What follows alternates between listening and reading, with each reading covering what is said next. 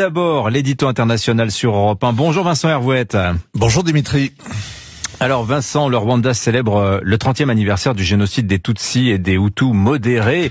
Le président rwandais Paul Kagame dénonce la communauté internationale qui, je le cite, a laissé tomber les Rwandais en 94 par mépris ou par lâcheté. Alors objectivement, il a raison. 800 000 Rwandais sont tombés, au sens propre, fauchés par les balles et les machettes. Le monde regardait ailleurs et ne voulait pas s'en mêler. Mais Paul Kagame est mal placé pour faire ce constat amer. Il accueille pour les cérémonies son protecteur Bill Clinton quand il était à la Maison Blanche. Celui-ci s'est obstinément refusé à toute intervention au Rwanda. Il comptait sur la guérilla de Paul Kagame pour stopper le génocide et conquérir le pouvoir. Et c'est bien ce qui s'est passé. Alors à Kigali, il y avait aussi ce week-end 2 ministres français, celui des Affaires étrangères et le secrétaire d'État Hervé Berville, qui est un rescapé du génocide rwandais. Depuis 30 ans, la France est bourrelée de scrupules, de mauvaise conscience. Elle a échoué au Rwanda. Cet échec pèse d'ailleurs lourd dans le discrédit de sa politique africaine. Mais au moins a-t-elle essayé de faire quelque chose. D'abord, elle a retardé l'heure du grand règlement de compte entre Tutsis et Hutus en tentant d'organiser le partage du pouvoir entre le régime en place et les maquisards venus d'Ouganda.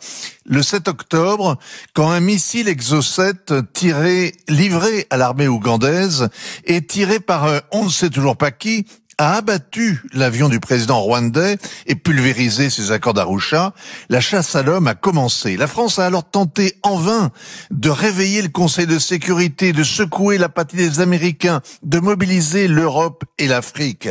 Elle s'est obstinée et elle s'est piégée. Elle a obtenu un mandat des Nations Unies pour stopper l'hécatombe. C'était trop tard. La moitié des Rwandais avaient déjà reflué vers le Congo voisin.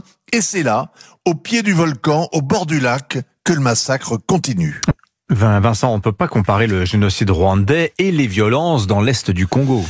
Le génocide rwandais dépasse par son ambition les autres massacres. Il ne les a pas arrêtés. Il continue de plus belle. Et comme le dit si bien Paul Kagame, le monde laisse tomber. Il y a au Kivu des casques bleus, une force d'Afrique de l'Est, une autre d'Afrique australe, en plus des mercenaires venus d'un peu partout.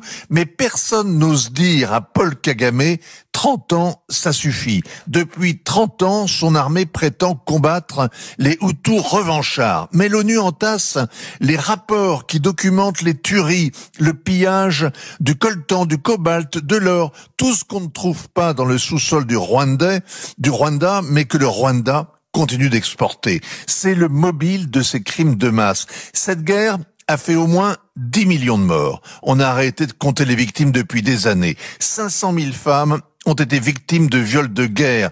C'est l'estimation du bon docteur Mukwege qui répare les femmes. On lui a donné le prix Nobel de la paix, ce qui est plus facile que de réparer le Congo. Vincent, quelle est la situation en ce moment ?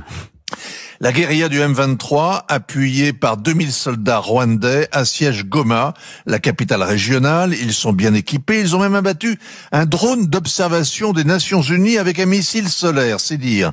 Au total, 1,5 million d'habitants ont fui leur maison. 600 000 déplacés s'entassent à Goma. On y manque de tout.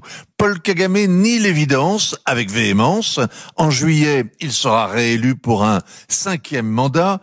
Et la France qui s'obstine, accusée de crimes qu'elle n'a pas commis, le félicitera. L'œil qui est dans la tombe rwandaise et qui regarde la France est un œil crevé. Il voyait flou hier et il est aveugle au drame d'aujourd'hui. Signature Europe 1, Vincent Hervouette. Merci beaucoup Vincent.